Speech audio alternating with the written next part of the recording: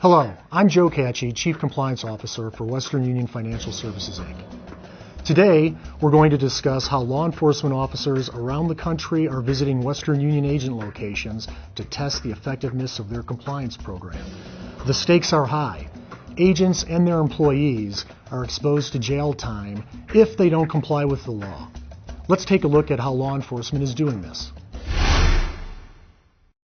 Hey, how are you doing? Good. I need to send $3,000 to my brother in London. Okay. What do we need to do? You need to complete this Western Union Send form, and you need to give me a government-issued photo ID with Social Security number, occupation, and date of birth. You know, I left my ID at home. Is there something else I can do? Well, I do remember you from before. Maybe instead of a $3,000 transaction, we can split up into two $1,500 transactions. The fees are going to be a little bit higher, though. Is that okay? That's great. I can do it that way. Let's do it. Hello, my name is Kevin Favreau. I'm the Vice President of Global Anti-Money Laundering Compliance with Western Union. What this agent just did was allow a consumer to structure a transaction. While this may have seemed helpful, it is also against federal law to split a transaction and not produce ID at $3,000. What this agent should have done is explain the law to the consumer and then ask for the ID a second time. If the consumer failed to produce an ID, the agent should have declined the transaction. As you may know, Western Union agents may decline a transaction if they feel that the consumers or the transactions are suspicious. Let's take a look at the next scenario. Hello.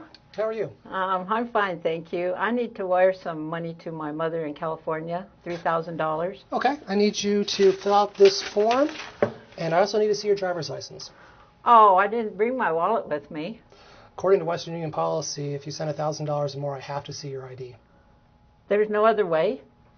Well, you could do $500 here, go down the street to one of the other agents and do $500 there, and so on and so on.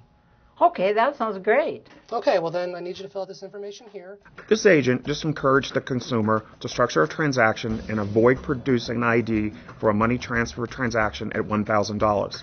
This is against Western Union policy and could result in sanctions against the agent, including the loss of Western Union services. Let's proceed to the next scenario. Hi, how's it going? Good, thanks. I need to send some money to Las Vegas. Sure, how much? $3,000. Okay.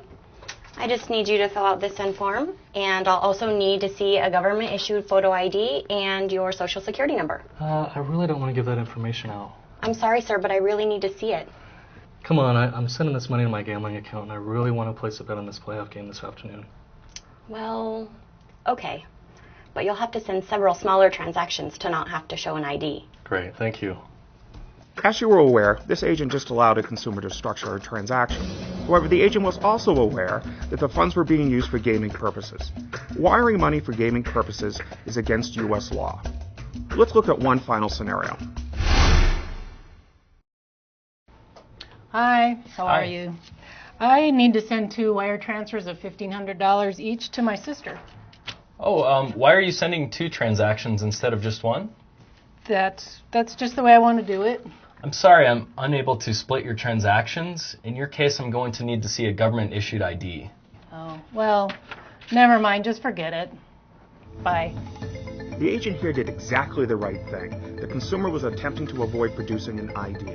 If the agent has information about the consumer, such as a send form, they should file a suspicious activity report for an attempted structured transaction. Hi, I'm Pete Zieverts, Vice President of AML Compliance for North America. Allowing consumers to structure transactions is a criminal offense. Money transfer agents and their employees all over the country have been fined and even jailed for doing so. What might seem like innocent, harmless acts can have serious consequences. Be aware of your consumers and their practices and avoid being in this situation.